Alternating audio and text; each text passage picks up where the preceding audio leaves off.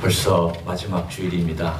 이렇게 한 해가 어떻게 지나갔는지 모르게 달려왔지만 건강하게 또 예배를 드릴 수 있어서 얼마나 감사한지, 오늘 이렇게 마지막 주일 예배에 나오신 여러분들을 주님의 이름으로 환영하며 우리 모두가 다 일어나셔서 주님께 조용히 묵도하시겠습니다. 감사드린다고, 주님을 찬양한다고, 또 우리 예배를 받아달라고 조용히 묵도하심으로 예배 시작합니다.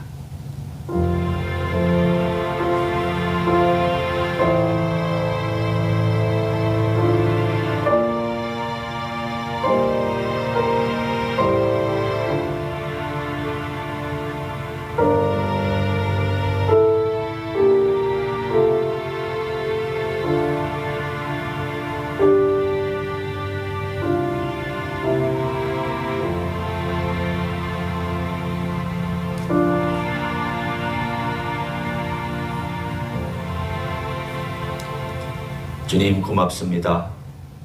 지난 3월부터 거의 10개월 동안 코로나 바이러스 때문에 참 힘들고 어려운 시간들을 보냈습니다.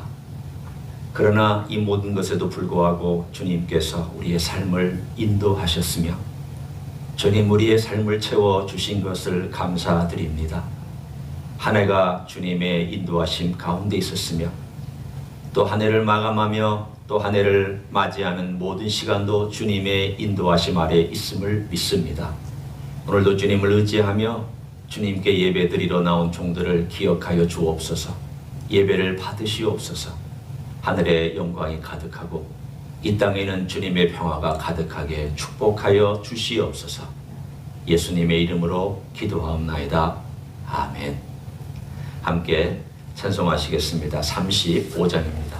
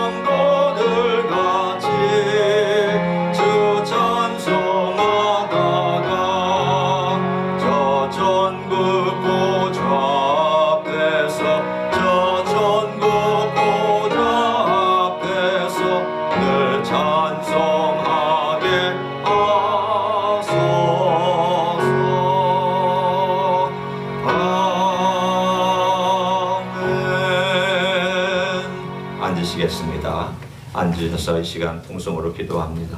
한 해를 마감하며 주님 안에서 주신 은혜, 주님 베푸신 은혜 감사함으로 우리가 같이 기도하고, 또 코로나 바이러스로 인해서 고통당하는 사회가 회복되기를 위해서 기도해 주시고, 또 저희 교회가 계속해서 믿음의 공동체로 서갈 수 있도록 위해서 기도해 주시고 선교사님들과 연약한 분들을 위해서 통성으로 기도하시겠습니다. 하나님 아버지 감사합니다. 주님 한 해를 마감하게 해주시니 감사합니다. 건강하게 또 한 해를 마감하며 또 2021년을 준비할 수 있도록 시간을 주신 것을 감사합니다. 주님 우리의 삶 속에서 주님이 계시고 우리의 모든 생각하고 또 계획하는 가운데도 주님이 중심이 되어주시기를 소원합니다. 주님 감사합니다. 코로나 바이러스도 불구하고 이 교회를 지켜주셨습니다. 교회 모든 성도들을 지켜주셨습니다. 인도하여 주심을 감사합니다. 주님 간구합니다. 어려운 가정들, 연약한 가정들을 주께서 돌아보시기를 원합니다. 주님 어려움 속에서 주님을 깊이 묵상하며 배우게 하여 주옵소서. 주님 축복 가운데는 주님께 감사로 나가게 하시고 우리 하나님 아버지 앞에 하나받는 삶을 살기를 소원합니다. 선교사님의 삶 속에 계속 주님 축복하사 놀라운 일들을 열어 주옵소서. 감사합니다.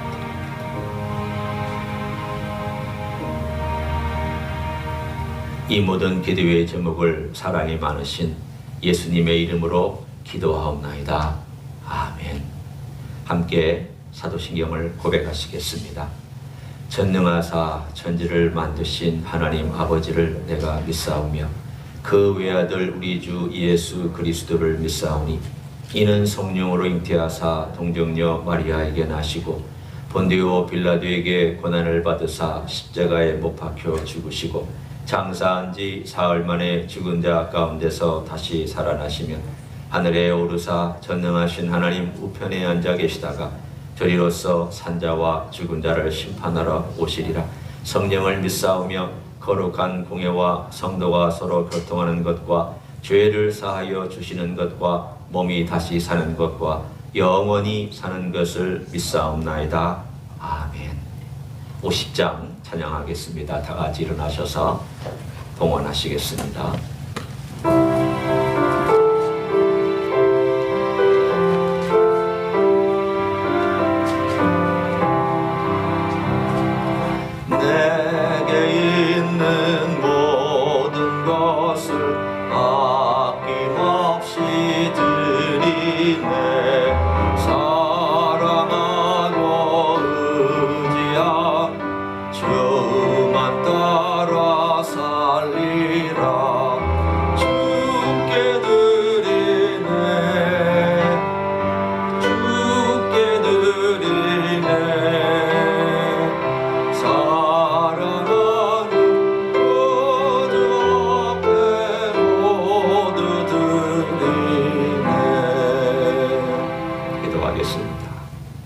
고맙습니다.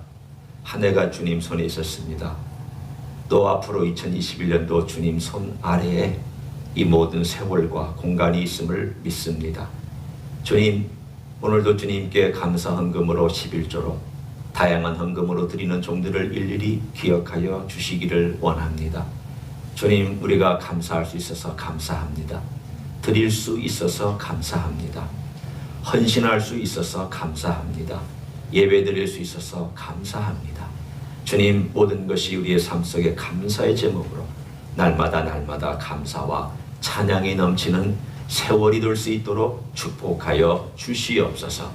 우리의 삶을 지켜주시고 내년도 지켜주시고 인도하사 주님 영광 받아 주시옵소서. 예수님의 이름으로 기도하옵나이다. 아멘. 앉으시겠습니다.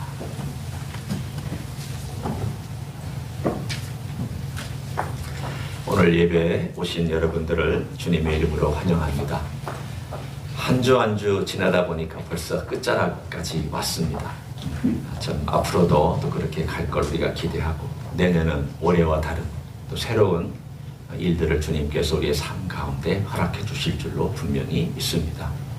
몇 가지 광고 드립니다. 저희가 어려움 속에서도 새벽 기도를 꾸준히 드릴 수 있어서 감사했고 또 수요 예배 비록 화상으로 했지만 드릴 수 있어서 참 감사했습니다. 개인적으로 새벽 기도를 할 때에 누가 나올까 이렇게 생각을 했지만 우리 노영중 장로님 내외분과 또 우리 소병호 집사님 그리고 희호 집사님 이렇게 네 분이 꾸준하게 나와주셔서 저에게는 격려가 됐습니다. 왜냐하면 나 혼자 부인하고 나하고 둘만 나오면 어떡하나, 이 말씀이 되겠나 그렇게 생각을 했는데 귀한 참석이 있어서 새벽 기도를 꾸준하게 할 수 있었습니다. 감사합니다. 그리고 절기 때마다 성도들에게 귀한 선물들을 나눠주신 분들 감사합니다. 제가 일일이 이름을 말씀드리지 않더라도 절기마다 헌신해 주신 분들을 여러분이 아실 것입니다. 그분들 계속 위에서 기도해 주시고 감사해 주시고 또 다양하게 섬겨주신 다양한 모습으로 섬겨주신 분들 일일이 제가 감사드릴 수는 없지만 이렇게 예배 시간을 드려서 여러분에게 감사를 드립니다. 네 번째 광고 드립니다. 성탄 감사헌금은 멕시코 예수마을을 위한 선교 헌금으로 전달해 드렸습니다. 귀하게 헌신해 주신 분들 정말로 감사를 드립니다. 다섯 번째, 성구영신 예배 8시에 있다는 것 기억해 주시기를 바랍니다. 예배 있고요. 이 선물과 또 말씀 카드 전달하며 제가 기도하는 시간이 있습니다. 모든 분들 한 분 한 분을 위해서 기도하는 시간을 가질 예정입니다. 여섯 번째 광고, 이번 주에는 새벽 예배와 수요 예배가 모이지 않습니다. 31일 성구영신 예배는 그대로 있고 1월 2일 토요일 새벽 예배는 그대로 있습니다. 다만 주중에 수요 예배와 새벽 예배가 없다는 것 기억해 주시기를 바랍니다. 오늘 예배 2부 예배 후에 목회 협력팀 모임 있습니다. 기억해 주십시오. 우리 이 마스크, 쉴드 또 헌금에 헌신해 주셔서 우리에게 주셨는데 이거 새로 바꾸세요. 옛날 건 버리시고 그거 그냥 아낌없이 버리시고 새로 40개를 우리 윤권사님이 도네이션 해주셨습니다. 여러분 그것 새로 바꾸셔서 새로운 마음으로 오늘부터 또 한 몇 번 쓰시고 우리가 같이 예배드리는데 사용해 주시면 좋겠습니다. 우리 전우자오를 보시면서 함께 인사하시겠습니다. 손 좀 흔들어 주시고 주님의 사랑으로 격려해 주시기를 바랍니다. 새해 복 많이 받으십시오. 미리 또 새해 인사도 하고 감사합니다. 하나님 아버지의 말씀은 마가복음 16장입니다.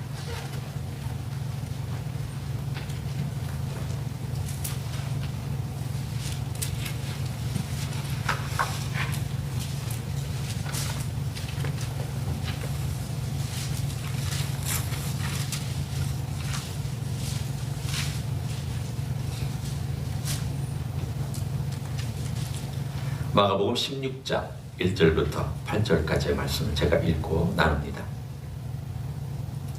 안식일이 지남에 막달라 마리아와 야고보의 어머니 마리아와 또 살로메가 가서 예수께 바르기 위하여 향품을 사다 두었다가 안식 후 첫날 매우 일찍이 해 돋을 때에 그 무덤으로 가며 서로 말하되 누가 우리를 위하여 무덤 문에서 돌을 굴려주리요 하더니 눈을 들어본 즉 벌써 돌이 굴려져 있는데 그 돌이 심히 크더라. 무덤에 들어가서 흰옷을 입은 한 청년이 우편에 앉은 것을 보고 놀라며 청년이 이르되 놀라지 말라. 너희가 십자가에 못 박히신 나사렛 예수를 찾는구나. 그가 살아나셨고 여기 계시지 아니하니라. 보라 그를 두었던 곳이니라. 가서 그의 제자들과 베드로에게 이르기를 예수께서 너희보다 먼저 갈릴리로 가시나니 전에 너희에게 말씀하신 대로 너희가 거기서 배우리라 하라 하는지라. 여자들이 몹시 놀라 떨며 나와 무덤에서 도망하고 무서워하여 아무에게 아무 말도 하지 못하더라. 아멘. 인간의 DNA에는 텔로미어라는 게 있습니다. 텔로미어라는 것을 여러분이 들어보셨을 텐데 이 DNA 끝자락에 있는 복사하고 이 세포를 복제해서 또 다른 세포를 만들어낼 때마다 그 끝부분이 조금씩 닳아 없어집니다. 그러면 이거 한 수십 번 정도 세포를 이제 복제하다 보면 이게 완전히 닳아서 없어집니다. 그러면 그 세포는 죽습니다. 그러니까 이런 텔로미어가 닳아서 없어지는 것이 계속 반복되면 우리 몸이 노화되고 그리고 나서는 나중에는 죽습니다. 그래서 과학자들은 이 텔로미어를 어떻게 하면 다시 회복시킬 수 있을까 연구를 하고 있습니다. 그러면 인간이 좀 더 과장된 표현을 쓰자면 영원히 살 수 있지 않을까. 지금 현재 과학적으로, 의학적으로 실험하고 또 연구하고 있는 내용이기도 합니다. 자, 우리는 가정해 봅니다. 그것이 어느 정도 성공을 해서 텔로미어를 회복시키겠다. 그러면 아마 과학계에 난리가 나겠죠. 인간이 120살이 아니라 200살도 살고 300살도 살고 이제 400살도 사는 그런 날이 혹시 올 수도 있습니다. 그럼 무슨 일이 벌어질까요? 저는 성경에 나와 있는 하나의 표현을 통해서 앞으로 벌어질 일에 대한 것을 이렇게 예견할 수 있습니다. 창세기 6장에 인간들이 900년 이상씩 살았던 그 시대의 모습을 하나님께서 정확하게 이렇게 묘사하셨습니다. 그 마음에 항상 악할 뿐임을 아시고 라고 되어 있습니다. 900년 이상을 살면서 그 인간의 마음속에 항상 악했다.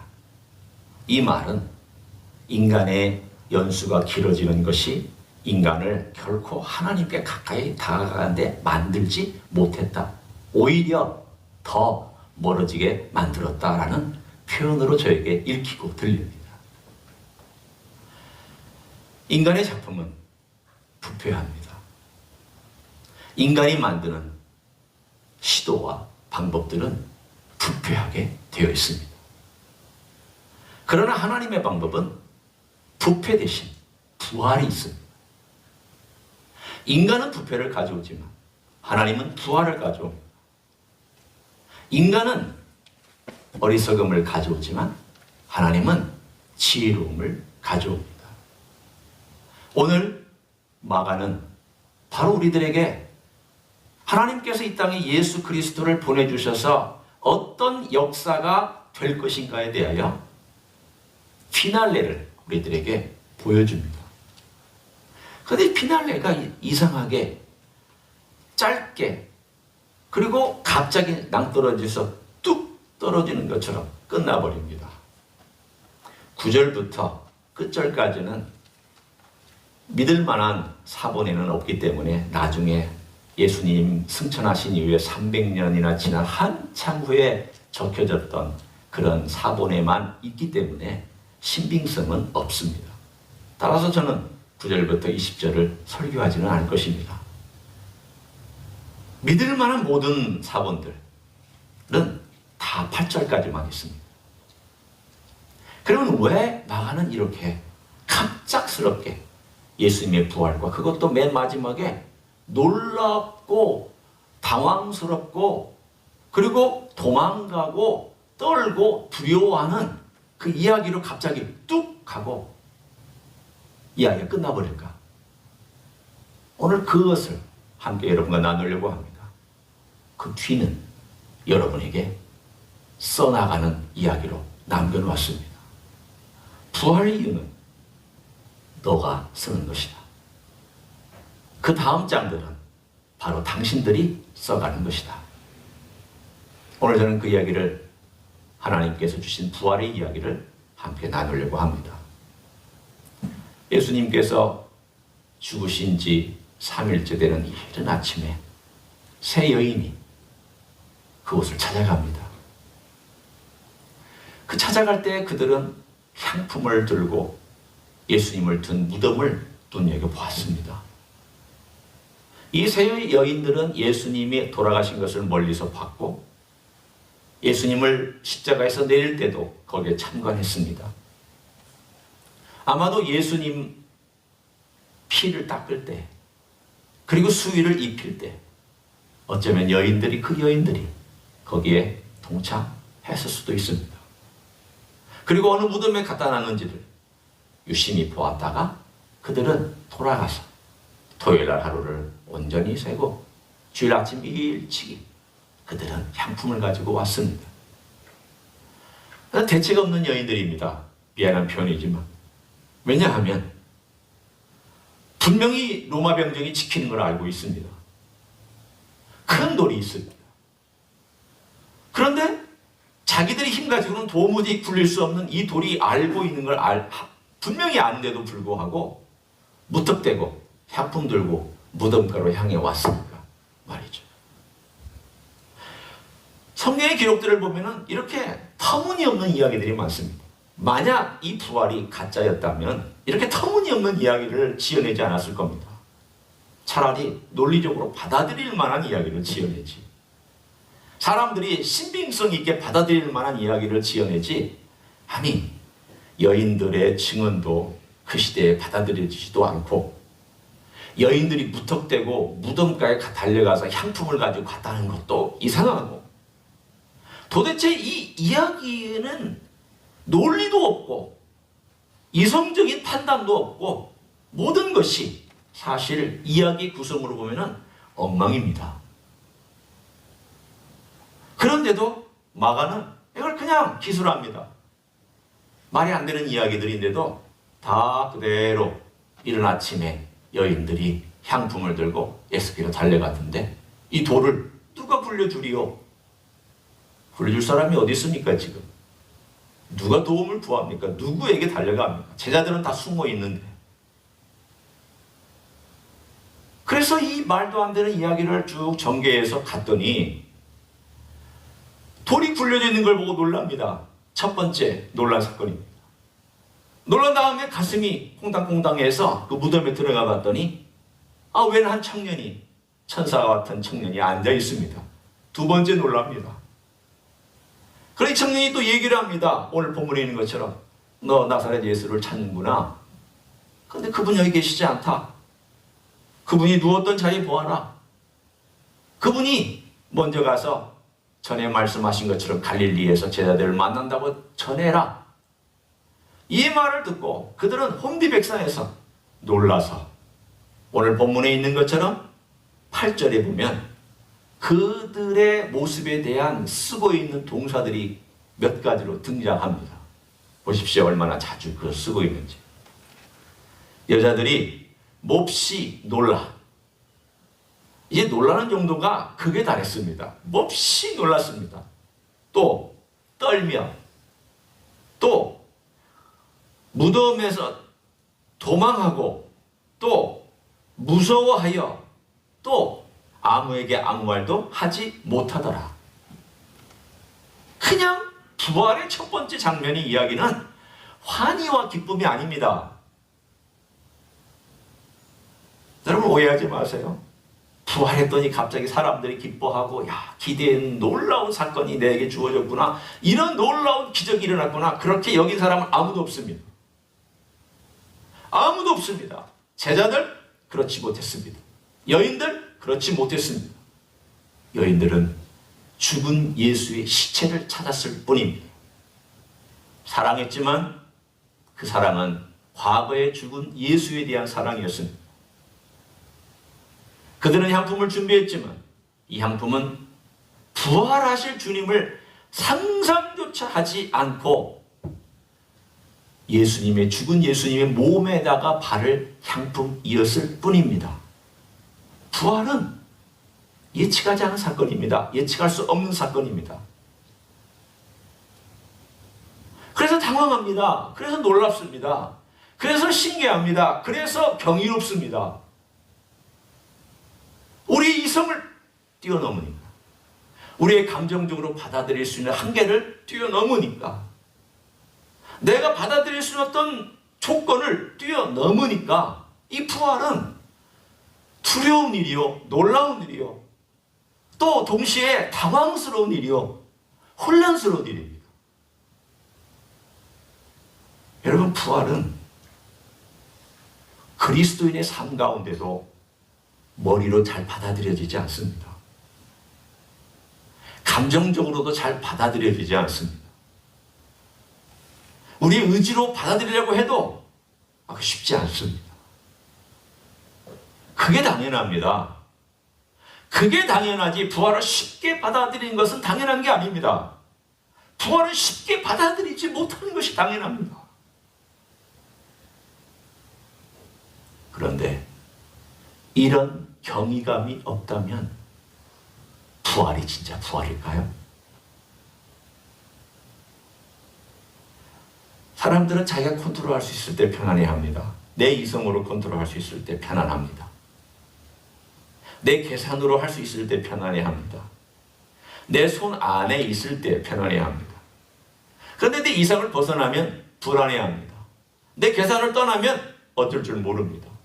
내 감정의 바운더리를 벗어나 있으면 두려워합니다. 부활은 바로 그것입니다. 부활은 내 이성과 계산과 방법으로만 되어지는 것이 아니라 거기에 넘어가 있다는 것을 얘기해주는 놀라운 경이한 사건입니다. 그 너머를 하나님께서, 주님께서 직접 열고 보여주시는 첫 번째 사건입니다. 따라서 이 부활 자체도 새로운 세계를 연 거지만 내가 그 부활을 받아들이는 것도 새로운 세계로 들어가는 첫 번째 발걸음입니다. 그 세계는 믿음이 없이는 안 됩니다. 우리가 부활이 있다는 걸 듣습니다. 이성입니다. 주님께서 이렇게 돌아가셨고 제자들이 이렇게 찾아갔다, 여자들이 이렇게 찾아갔다 듣는 것은 이성입니다. 그리고 이 사건이 이렇게 전개됐다 듣는 것은 이성과 감정입니다. 그러나 이것을 내가 받아들인 것은 무언가 툭 하고 열려지는 무언가가 생겨져야만 하는 새로운 세계입니다.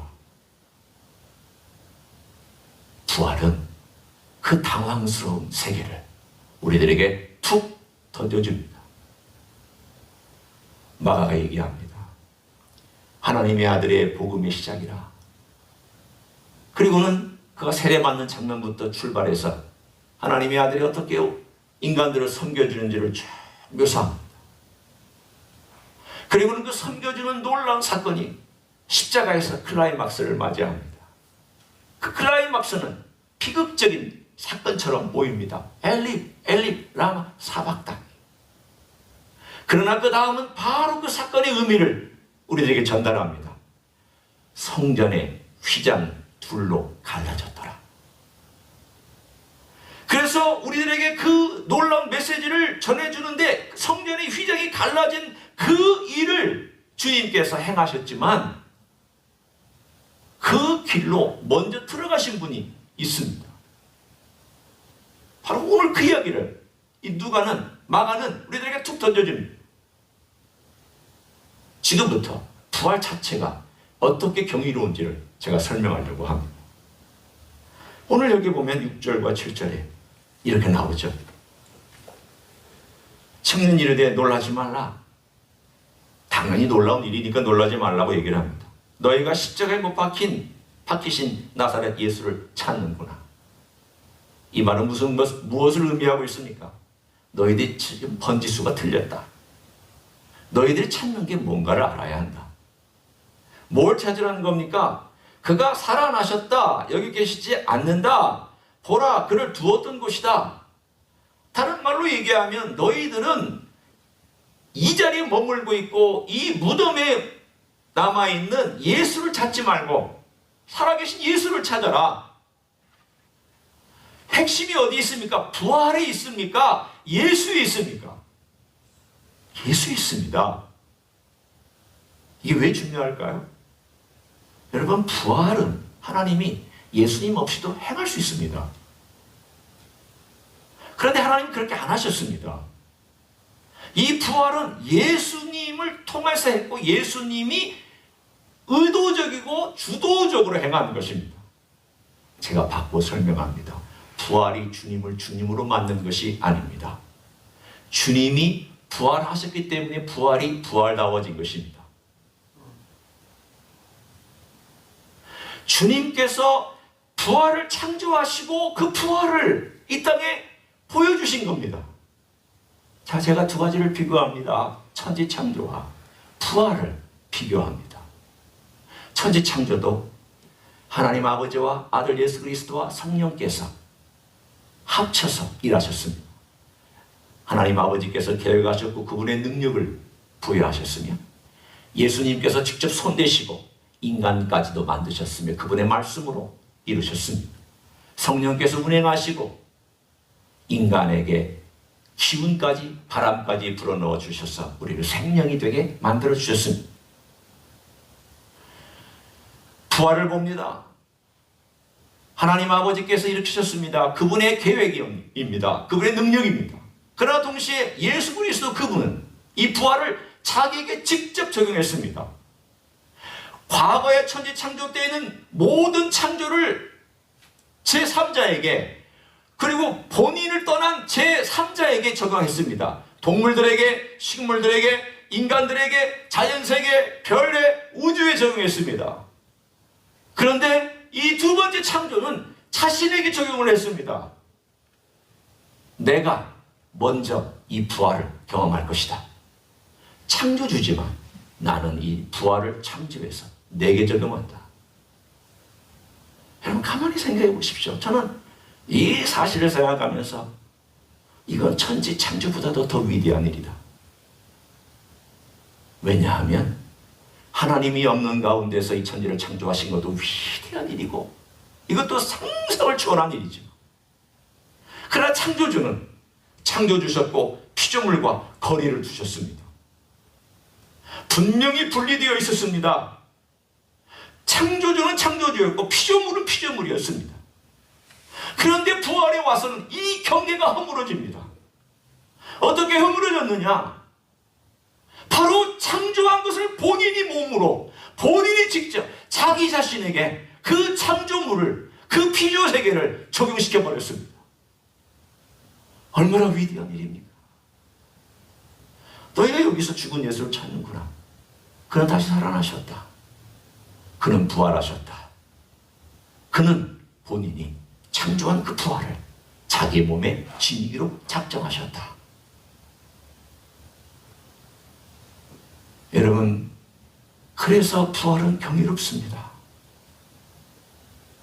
사도 바울의 이야기를 들어보십시오. 사도 바울이 빌립보서 3장에 이렇게 고백을 합니다. 나는 매일 예수 그리스도라는 목표를 향하여 달려갑니다. 그런데 예수 그리스도를 향하여 달려갈 때에 나는 고난과 아픔 속에서 예수님을 체험하고 싶고 예수님의 부활을 체험하고 싶습니다. 그래 고백합니다. 예수님의 부활을 체험하고 싶다라고 하는 이 사도 바울의 간절한 고백은 늘 신비였습니다. 이 경이로움을 내가 어떻게 체험할 수 있을까? 어떻게 하나님께서 직접 본인이 피조물에게 허락할 창조의 이야기를 자기 자신에게 적용해서 그 비밀을 우리들에게 허락해 주신 것일까? 그 비밀을 알고 싶어서 몸부림을 쳤던 가장 대표적인 선수가 사도 바울입니다. 부활의 비밀은 조금씩 알려지게 되어 있습니다. 머리로 아는 부활을 제가 얘기하는 건 아닙니다. 제가 예수님 부활된 거 믿습니다. 그걸 얘기하는 건 아닙니다. 그 부활이 내가 예수님을 믿는 사람으로서 그 부활 예수님을 영접했고 예수님이 내 안에 들어오셨을 때 그 부활의 능력도 내 안에 들어왔습니다. 포텐셜입니다. 언젠가 우리는 예수님이 받았던 그 몸과 똑같은 몸을 받게 될 것입니다. 우리 주님은 그것을 먼저 경험하시고 우리에게 선물로 주시기를 기뻐하십니다. 정말 이걸 주고 싶어 하십니다. 그래서 모든 피조세계의 조물주가 피조세계의 첫 열매가 되셨습니다. 경계를 허물어뜨리시고 본인이 피조세계의 첫 열매가 되셨습니다. 주시고 싶어 하십니다. 그러나 우리는 먼 미래에 그 부활의 몸을 입을 걸 기대하지만 동시에 그 부활의 능력은 지금 예수님을 진짜 구주로 영접한 사람들 안에 그 포텐셜로 파워로 들어와 있습니다. 근데 문제는 어디에 있습니까? 이걸 어떻게 내가 경험하느냐예요. 내 안에 있는 그 부활의 능력을 어떻게 경험해서 쓰느냐예요. 여기에 우리의 삶에 승리가 달려있고 기독교인의 삶에 능력이 달려있습니다. 바울은 이것을 알기 위해서 정말 고심했습니다. 그러나 내린 결론이 한 가지 있습니다. 그 내린 결론은 무엇일까요? 내가 고난 속에서 예수 그리스도를 알고 예수 그리스도의 부활을 경험한다는 것이었습니다. 우리에게 주신 이 고난을, 답답함을, 이 팬데믹을 헛되이 보내면 주님께서 우리에게 깨닫게 해주시기 위한 그 부활을 경험하지도 못하고 우리는 헛세월 한 셈이 될 것입니다. 부활은 고난 속에서만이 경험되어집니다. 희한합니다. 외로울 때만 주님 바라보면서 경험되어집니다. 아플 때에 경험되어집니다. 깊이 눌렸을 때에 경험되어집니다. 핍박 가운데 경험되어집니다. 혼란스러울 때 경험되어집니다. 그럴 수밖에요. 부활은 당황스러운 것이고, 부활은 두려운 것이고, 부활은 경이로운 것이기 때문에 평상적인 삶 가운데서는 잘 경험되지 않습니다. 오늘 저는 이 한 해를 마감하면서 여러분에게 주님께서 이 부활의 놀라운 일들을 지난 세월 동안 우리들에게 던져주셨는데 내가 얼마나 주님의 부활을 경험했는가? 나는 주님의 그 부활을, 주님을 알고 그 주님의 부활을 체험하면서 살았는가? 부활은 생명이기 때문에 우리의 삶 속에서 우리를 무언가 도전하게 만듭니다. 변화시킵니다. 확신을 갖게 합니다. 소망을 품게 합니다. 견뎌낼 수 있는 힘을 줍니다. 병을 꼭 낫지 않더라도 이겨낼 용기를 갖습니다. 환경의 노예가 되지 아니하고 환경을 끌고 갑니다. 나를 막았던 과거의 모든 습관들을 탈피하려고 하는 힘을 얻습니다. 내 어리석은 생각들과 미련한 것들을 끌어내는 용기를 줍니다.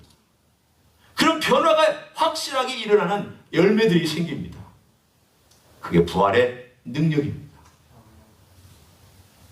사랑하는 성도 여러분, 이제 한 해를 며칠 남겨놓고 나는 과연 고난 속에서 주님의 부활을 얼마나 경험했는지를 한번 돌아보시고 나에게 주어진 시간, 앞으로 2021년에는 내가 이 부활을 좀 더 알았으면 좋겠다.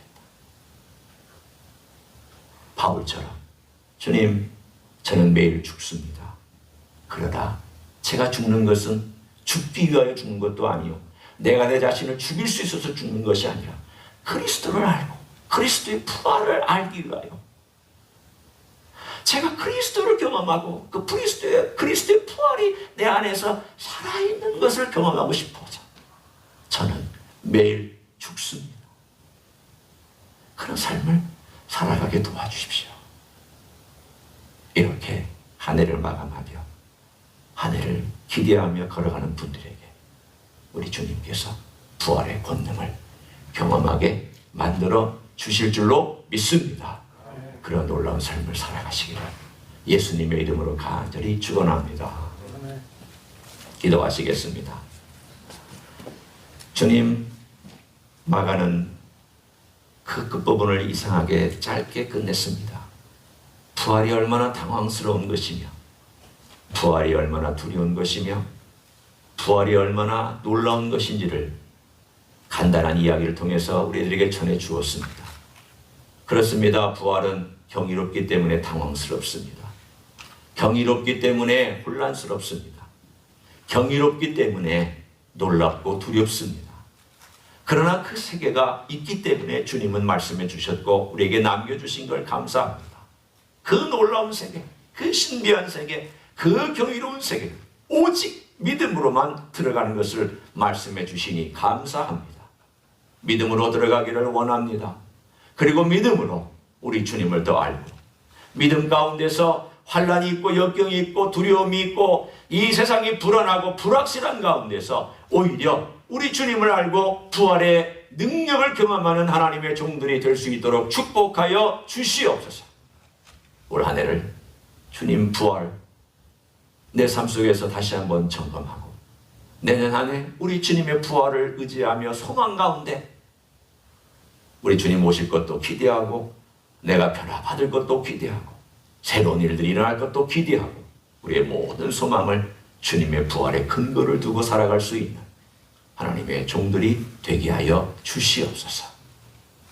이제는 우리 구주 예수 그리스도의 은혜와 하나님 아버지의 극진하신 사랑과 성령 하나님 교통하심의 역사가 오늘도 우리 주 예수 그리스도를 알기를 원하고 그 부활의 권능에 참여함을 알려하여 매일 고난 가운데서도 주님 바라보고 힘든 가운데서 주님 의지하고 외로운 가운데서 주의 이름을 부르고 이 땅에 닥칠 어려움 가운데에서도 주님 안에서 거하기를 소원하는 가정에서 예배드리는 종들 위에와 이 자리에 참여한 종들 위에와 주임지 희스교회 위에와 이민교회들과 한국교회들과 선교 사님들 위해 이제부터 영원히 함께 하실지어다.